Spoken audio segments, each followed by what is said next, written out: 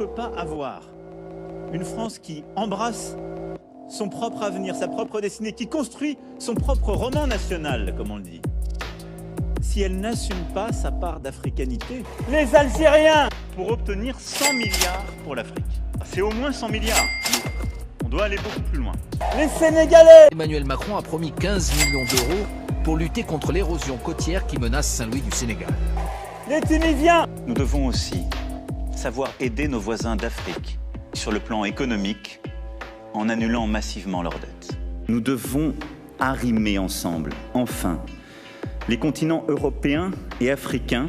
Le Maghreb restera pour cela une priorité centrale pour la France. Les Marocains. Emmanuel Macron va se rendre au Maroc. Il va inaugurer en compagnie du roi Mohamed VI la première ligne de TGV d'Afrique. Paris a largement contribué à son financement, 51% de financement français, notamment par des prêts sur 2 milliards d'euros de factures environ.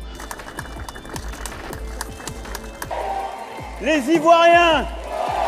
En 2022, l'aide publique au développement pourrait atteindre 15 milliards d'euros. La France sera également au rendez-vous en investissant dans les infrastructures africaines de demain. Je vois les Maliens. Ceci passe par un investissement massif dans les économies du continent africain. Et comme objectif d'avoir au moins 100 milliards.